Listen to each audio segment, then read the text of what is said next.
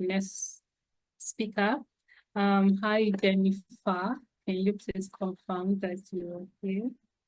I'm trying to check. Yes, hello, can you hear me? Okay, yes, I can hear you. Awesome. All right, so we're going to be getting started with the session. I'm just going to, read your profile and introduce you, and you can take over. I'm also going to share your slides from my Yes, end. please. All right. Yeah. Okay, cool. You wanted to say something? Sorry. No, please go ahead. Please go ahead. All right. Jennifer Kyalo, I hope I pronounced that right, is a psychologist, writer, podcaster, mental health educator, and researcher whose work lies at the intersection of technology and psychology. She works with individuals over 25 years old who are feeling stuck, going through transitions, parenting, struggling with stress, depression, anxiety, grief, addictions, relationship problems, boundary issues, suicidal thoughts, feelings, and existential crisis. She also works with organizations as a mental health consultant to help them build and implement effective workplace wellness strategies for their people. Jennifer is the author of the book, How to Set Boundaries, the life-changing relationship enhancing manual for nice people who are tired of being disrespected. All right, I think you have mentioned like two things that I'm currently struggling with, so I'm really looking forward to the session. I'm going to go ahead and share my screen. Everyone, please, can we welcome Jennifer with comments, reactions? Let me know when you can see my screen, please. All right. Thank you so much for that introduction, Peculiar. I want to, as you set up and share my slides, I want to just state that, first of all, for some reason, I've been having lots of electricity issues. Today, specifically, I do not know why. So in case I drop off at any point, please give me like 5 minutes to just get back on. I promise I will be back. It just might take a little bit of time, just switching from the internet, the Wi-Fi to mobile data. But other than that, I am very excited to be here. Thank you so much for that wonderful introduction. I hope people can see the slides as you are setting them up. And yes, we'll be starting in just a short while. I want to say thank you also to the people who have shown up. I can see there's over 50 participants here. Thank you so much for spending your time with us. You could be anywhere in the world today, but you chose to spend this time with us. So I'm very, very grateful that you're here. And I hope that you will get some benefit out of this conversation, that this is going to be a great investment in your time and energy. As you've heard, I'm Jennifer Chalo. I am a counseling psychologist and a clinical psychologist. I am currently a doctoral student in clinical psychology. And my work and my career interest and my academic interest lie at the intersection of technology and mental health. And that's why this feels like the right place for me to be at on this particular day. I talk a lot about how technology impacts mental health, and I talk about how technology impacts our everyday life. And especially for us in Africa, because we are still grappling with accommodating all the things we're learning from the West about technology, all the advancements that the West is making. And somehow they get to end up on our continent without the same policies to safeguard them, without the same resources to make sure that people can access them safely. And we don't have enough information about how this technology is impacting us as Africans, us as Kenyans, for the Kenyans who are here, as Nigerians, for the Nigerians who are here, and everybody else from the rest of the continent. We don't have enough information about these things. And so what you will hear me speak about mostly today will be about how can you take care of yourself, even as you incorporate these technologies into your everyday life. I know when you hear this talk, you might think that I am anti-internet. I am not anti-internet or technology. If anything, I am very pro-technology. I am pro-technology with safeguards around it, not just pro-technology accepting everything as it is without really thinking about what exactly we are doing with it. So moving on swiftly, we can get started with the very first part of this conversation, and we need to understand the problems that are affecting us when it comes to technology. The current problem that we have in the digital space, and I know you'll relate to this if you are moms who code, that is literally a majority of your job, sitting in front of a computer every single day. you will notice that the one biggest issue that most people are struggling with is digital fatigue.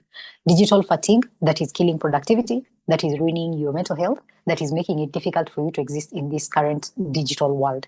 And that is about to get even more digital with every advancement that we make.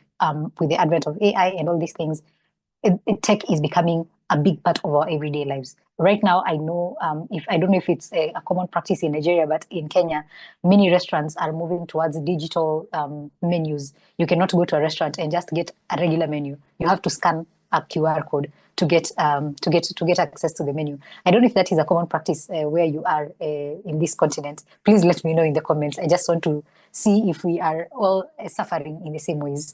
So digital fatigue is a state of mental and physical exhaustion that is caused by excessive use of digital devices and screens. And right now, if just to get a pulse check, you can tell me in the comments, how many devices do you own? I know I have a laptop. I know I have a phone, a smartphone. I know I have a tablet that I use for other things. I don't know how many devices that you own. As you're telling me about the restaurants in your country that are using QR codes for you to access the menu, I can see somebody in the chat is saying that Lagos is very popular with using the digital menus, the scanning of QR codes. Thank you, Grace. How many devices do you own, if I may ask? Please tell me in the comments. I just want to see how many of us are exposed to these many devices. As we are saying, Comfort says that she has 3 devices. How many other people would like to tell us how many devices they own? I can see 2 for Faith. Zugwai has 1. Pekilia has 4. Mutanu has 3. We seem to have devices, more than 1 devices. A majority of us seem to have more than 1 devices. I can see people have 3, 2. Seems like 2, 3 is the number that is showing up a lot more, other than the person with 4 devices. And this is not something that is a unique. Yes, Peggy, you're right. Smartwatches, pods, phone, tablets, laptop, all those things. We are working with devices left, right, and center every single day. And so, of course, we're going to get digitally fatigued. If you're being honest, at some point, you're going to get tired of all the screens and all the devices. The thing about this digital fatigue is that overusing technology ordinarily will affect your mental health, in the sense that when you spend a lot of time on screens, both for work and for personal use, you are going to get physically tired, your eyes are going to get physically tired, and your mind is going to get tired. We are not built to be this exposed to so many screens at any given time. The intense screen time that we are experiencing right now, even right now, we are using these devices. Exactly, Catherine. That is very true. In the intense screen time, it also comes with a lot of information overload. And I know I am not saying anything new with this. We know that right now the problem is not the lack of information. It is just that there's too much information. There's too much information that we're exposed to at any given time. And this can make it very difficult for us to even know what to concentrate on. And especially now for people who are MomsWhoCode, your work requires you to learn a lot of things about many different things for you to become good at the job that you do. So of course, you are going to be constantly exposed to technology. You're going to be constantly exposed to a screen. You're going to be constantly exposed to work-related things. And drawing that boundary between where does the work start and where does it end? Where does my personal life start and where does it end? And even now, with the advent of working from home, your home office happens to also be your kitchen. Somebody mentioned in the beginning about you are cooking and you're also coding. Not a bad thing on paper, but I'm wondering about how you're able to stay mindful of what you're doing in the present. So when we bring these things to the forefront, we realize that technology is taking over big chunks of our lives. And that separation between work and life becomes very, very difficult. This constant connectivity that we have, it really blurs the time that we have for our personal experiences, for enjoyment with our family and friends, and it blurs the time that the line between where our work starts and where our work ends. And of course, now this leads to a lot of burnout, as you've said. This leads to the digital fatigue that we're talking about. This makes productivity difficult to achieve. It makes being able to focus on things very, very difficult. You find that it's very many people are struggling with anxiety and stress related to technology and the consumption of information. You have information overload. These are very, very common phenomena that are going on right now. People are decreasing their physical activity just because of the nature of technology at this time. I know with a smartwatch, the first idea is that I'm going to become more active if I get a smartwatch. That is something that we tell ourselves. And many people who buy smartwatches are like, yes, I want to get in my healthy era. I want to become more physical, go out there, take walks, close my rings. Those are all very good intentions. But then you also notice that all the other devices that you own are pulling you towards them and away from the health activities that you're hoping to achieve, even with the purchase of a smartwatch, right? So it's like the devices are working in conflict with each other. One of them is pulling you towards this side, but the other one is pulling you towards this other side. And they're all connected through the same technology that you're using to build your work and your life, right? So that can become a very difficult experience for most people. And something I wanted to mention is, on top of all this digital fatigue, is something that I am sure you've all heard about, which is the dopamine hits that happen when you are exposed to technology and social media and all the things that are related to the internet. And the problem that you hear most people speak about when it comes to the dopamine hits is that you become addicted. They say that you have all this dopamine going through your system, you become addicted to technology. But there's a less spoken about issue with dopamine, and dopamine specifically from these technological devices, beyond the addiction, which is still something that people are debating in the science world.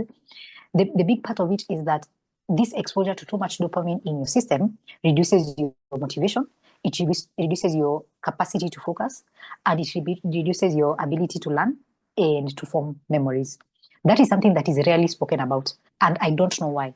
Because in all these things that I have mentioned, motivation, focus, ability to learn, ability to form memories, you need dopamine. But then this disruption of your dopamine system inhibits your capacity to experience all these things that I've just mentioned. When your dopamine system is being dysregulated by technology, then your motivation goes down. Your ability to focus goes down. You cannot chase those big goals that you have because you do not have the dopamine that you need for you to chase those things.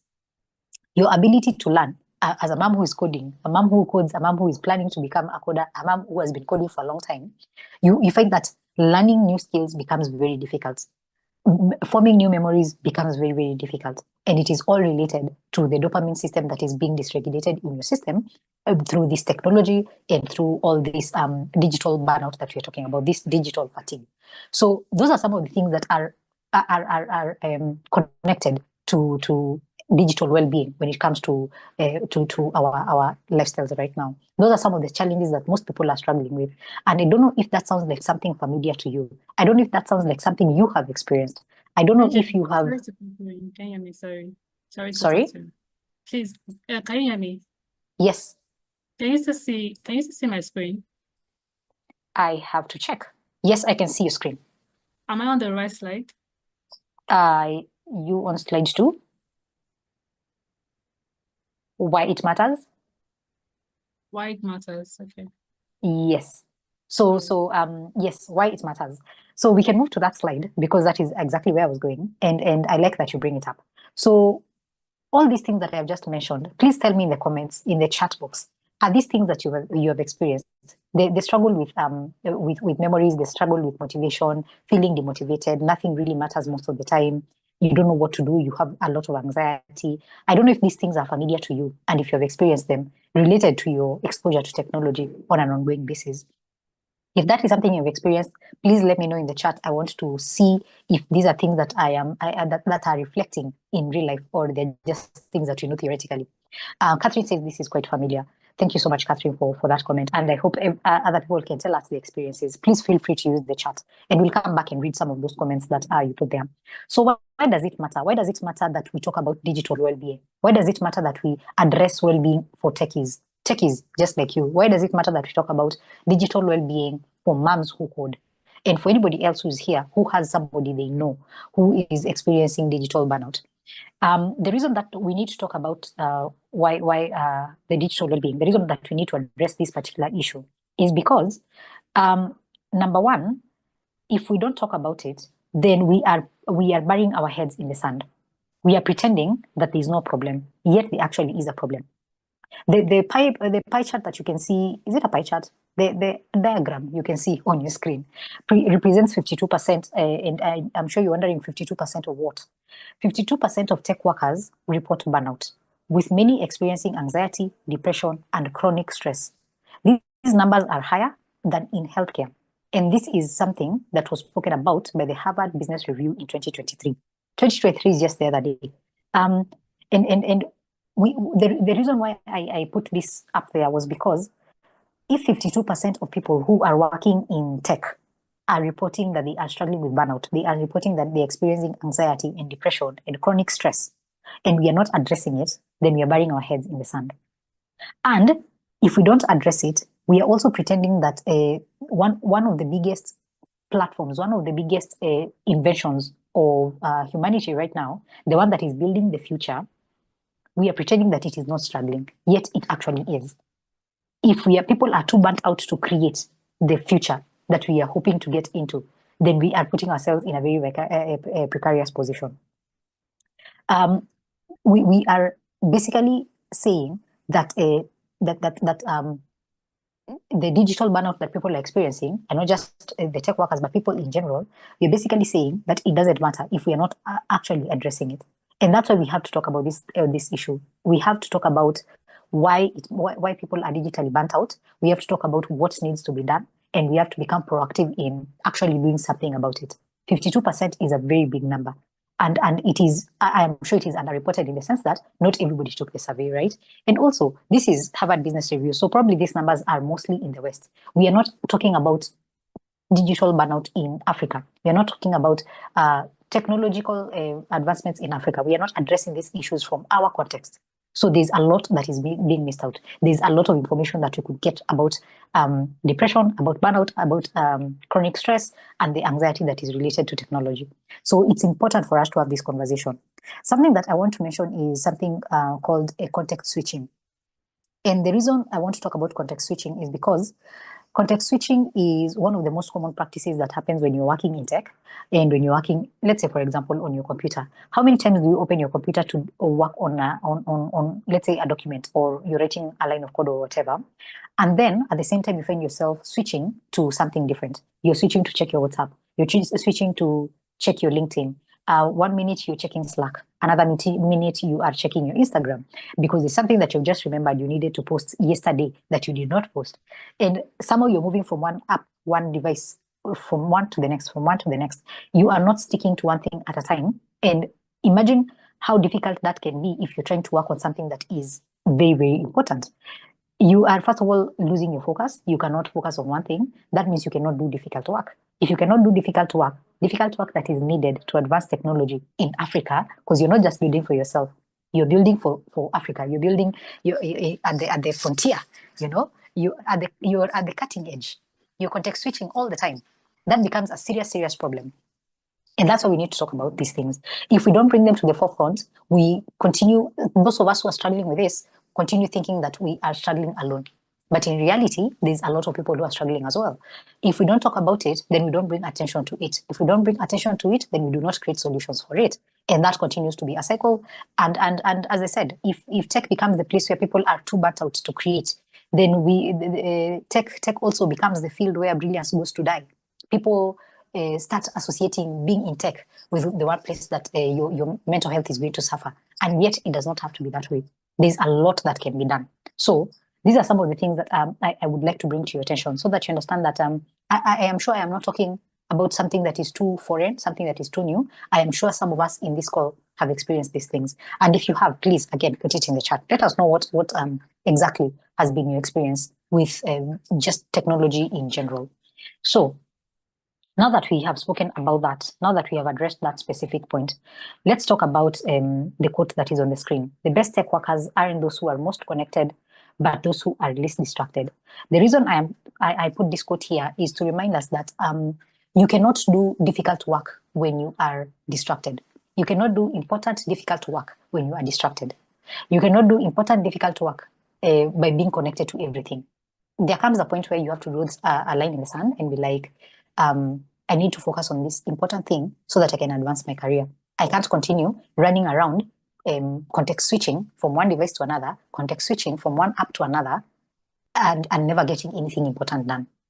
And that is why it's important for us to realize that it is about connection. It is about limiting distractions and focusing and taking care of our mental health so that we have the capacity to actually stay focused. If we don't take care of mental health, then even the focus is lost entirely. So maybe we can move to the next slide. And Peculiar, yes, this is a good place. Yes. So as you can see the figure on the screen, it is screaming. And I know maybe we are assuming that now we are supposed to panic. And I encourage you to look at this and be like, no, we are not supposed to be panicking. This is just a cartoon. But for us, we have things we can do. This is a 2D cartoon that cannot do much. But for us, we can do something. There's a lot we can do. And what we can do is engage with technology differently. So let me explain what I mean by engaging with technology differently. What I mean by engaging with technology differently is that, number one, we need to change the way we think about technology. We need to change our relationship as a whole with technology and stop using technology as a second arm. Sorry, a third arm. We have two arms, most of us. For those who for technology to become an extra limb, we don't need to use technology as an extra limb. We need to use technology as a tool that we can use to make our work easier, not as a thing that becomes essential to and integral to our everyday lives. So when you change your perception of technology, when you stop thinking like that technology is the center of our world, when we decenter technology just a little bit and we try to focus on how can we use technology to enhance our work and use it as a tool, then the conversation changes to something entirely different. You are no longer at the mercy of technology. You are no longer at the mercy of what you get to do with your devices. If you change your relationship with technology in general and you start seeing it as a tool to be used to enhance your work, then that changes everything else that you're doing. Even the tools and the techniques that you learn after this become very different in their application. It's not just about learning, spending more time sleeping and taking care of your mental health for the sake of it. It is now, I need to spend more time away from technology so that when I come back to it, I'm coming back to it to use it to enhance my work. I am not coming back to it as a form of rescue for myself. So the first thing that I highly encourage all of us is to think about technology in a different light, to think about our relationship with technology and try to shift it from thinking that technology is the central thing in our lives. It really is not. It is one of the things in our lives. It is a tool that we can use, but it is not a master of our lives. Yeah. So that is the number one thing that I always encourage all of us to think about. And the second thing, of course, is to change our philosophy towards technology in general and embody philosophies that prioritize well-being and especially mental well-being, because there is no health without mental health. That is just the bare fact. There is no health without mental health. You cannot function. You cannot do the things that you want to do. You cannot achieve the biggest goals you want to achieve if your mental health is not in the right place. So changing your philosophy to one where you are focused on well-being, you are focused on making yourself get to a place where you are healthy, and so that you can use technology as the tool that it is, that changes your relationship with technology. That is very, very key in understanding how we are going to end the digital burnout, or at least how we can take care of ourselves in the process. So other than those two big grand ideas, something else that I highly encourage people to do as they're taking care of their mental health well-being is slow tech days and daily tech breaks that they take on their schedule. And you schedule these things in. You don't wait for an opportunity to do them. You schedule them as part of your daily routine. So when we're talking about taking care of your mental health, when we're talking about digital well-being for you as a techie, for you as a mom who codes, I encourage you to create time in your schedule, like put it on the calendar that this specific time is my time away from technology. This is my time away to go and think, to go and be alive, to go outside and touch grass. I encourage you to schedule that in, because if you wait for the time when there's a break, when you wait for the time that you can squeeze it in, when you wait for the time that you get an opportunity, you never will. As you said, the devices are trying to pull you in every single time. And every one of these platforms is trying to pull you in so that you can spend more time on it. None of them wants to let you go. As you've had, I don't know if you've had the Netflix CEO said that their biggest competition is not other platforms, it is sleep. So you can imagine if a technology company is competing with sleep for your attention, then we have a serious problem, right? And so there will never be an opportunity for you to just be. You have to create it. You have to fight for it.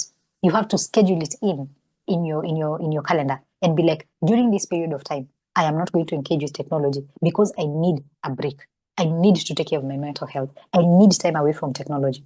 I need time away from the devices. And that is the only way that you can fight for your time. Otherwise, it's not going to be given to you.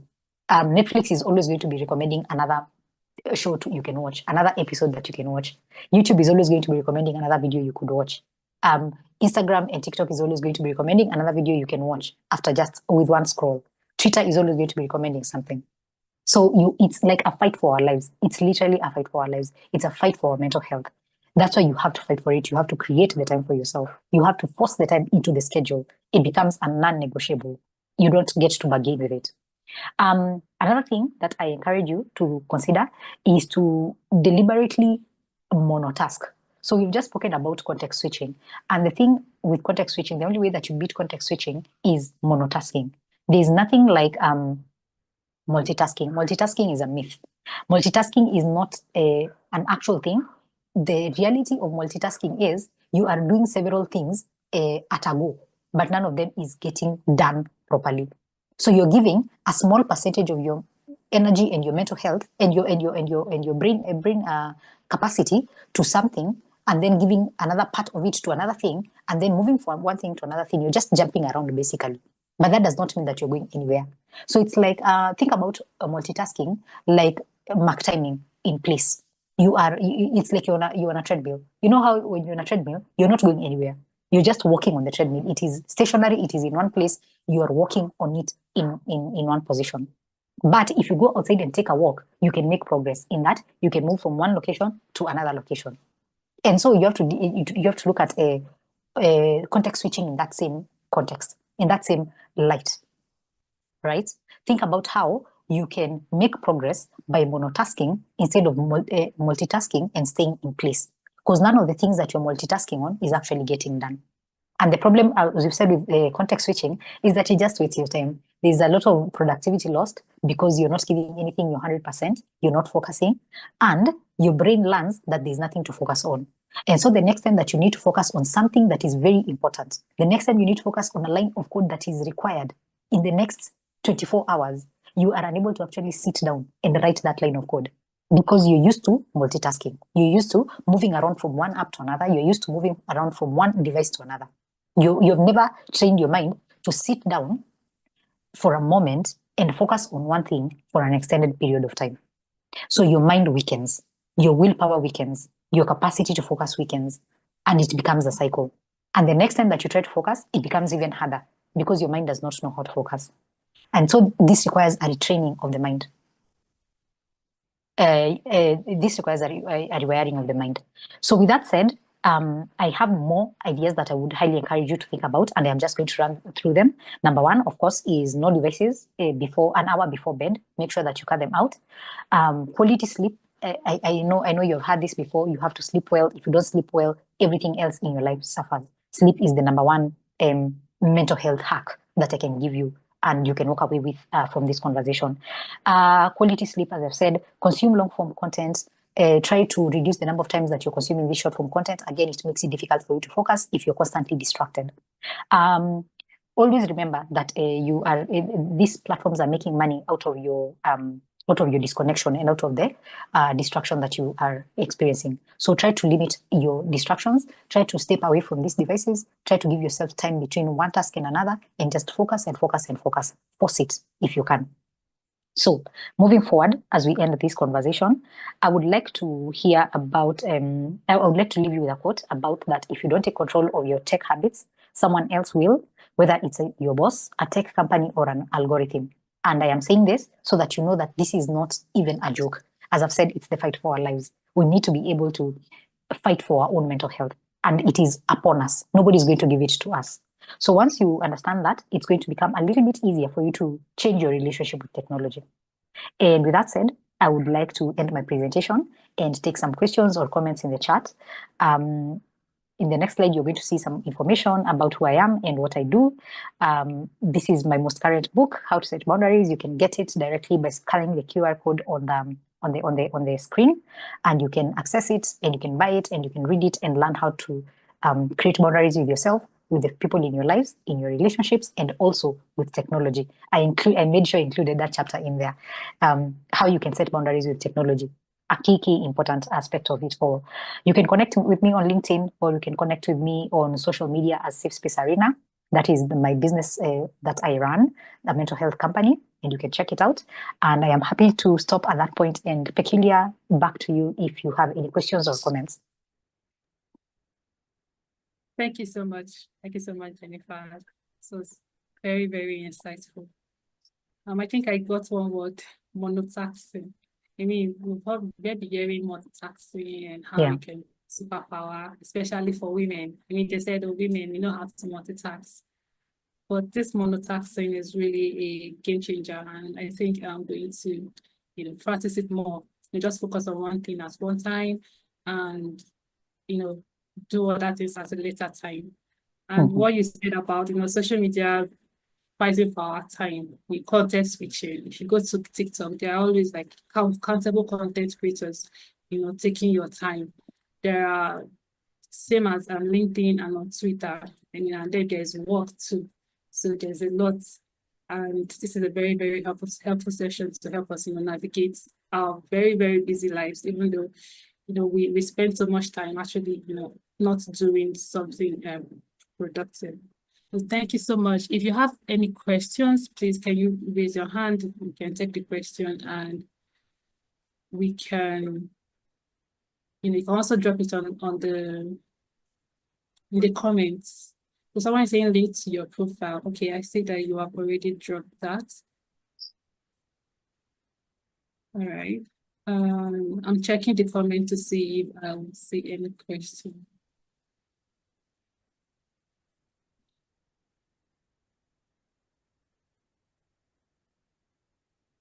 Okay, so yeah, we can connect with you on LinkedIn, and we also have, your book here. I think this is, if we want to buy this book right now, we can scan the QR code on the screen, and yes, please. Need to get the link to purchase, this book. Thank you so much, Jennifer. I'm not seeing any question, and I'm not seeing anybody raise their hand. So I'm sure if you have any questions, we're going to reach out to you directly, since we can now connect with you. Thank you very much. Thank you very much, Peculiar, and thank you so much for everyone who showed up. As I've said, I appreciate your time, and I appreciate that you made it here, and I hope that you've gotten one thing that you can go and implement in your life in the next 24 hours. Please don't let this pass you just like that. Don't let it be another webinar. Please don't let it. So all the best, and thank you so much to MomsWhoCode, and I hope our paths interact once more in future. Thank you very much. Thank you. Thank you so much, Madam. That was a really insightful session. I learned a lot. As someone who works professionally, I have been working professionally in tech for more than 10 years. And a couple of years ago, I started paying more attention to my health, because I realized that I was going through some things I couldn't explain, right? And it took me moments of reflection to identify what the actual problem was. And like you said, burnout is real, right? And we don't have that statistics. We don't have much data about it in this part of the world. The data that you have quoted, like you said, is from the other part of the world. But here we don't have, and I hope that someone will take up that task, take up that responsibility to do. We can do it as techies. It doesn't have to be someone from a different field, to actually conduct a research to know how the use of technology, device, gadgets, and even the way that we go, the processes, how it's affecting our mental health and our well-being, right? So I'm so grateful for that session. It was very, very insightful. Thank you so much for that. Thank you so much. I appreciate you, Jesurobo, and I agree with you on the part of not having enough data. I think that is the challenge in Africa, that we do not have enough data about very many things, and we are always quoting things from the West, which I'm not saying that the West is not struggling. I am saying that we need to talk about Africa from an African context. And I like that you mentioned about the research, because that is literally what my PhD is surrounded by, talking about technology and finding out this information that we're talking about, this research that we're talking about. Those are the things that part of my PhD is focused on, and I can't wait to share the results when they come out, and also the surveys as well, just sharing them so that all of Africa can really be open to understanding that just because the West has implemented things does not mean that we need to take them as revolution for Africa. Africa can implement its own resources and its own ideas in ways that are contextually relevant to us. Yes. We don't have to just take it up. Yeah. So thank you very much. Thank you. Thank you so much for that. And I'd like to say that as MomsWhoCode, we are very keen on research. It's not just tech, because we understand the value of research in building technology. And so we would be very happy to promote your survey to see that you can get perspective from this part of Africa, right? To make your research and your outcome a more robust one. So please feel free to share the survey with us. Asante sana. Thank you. You're welcome.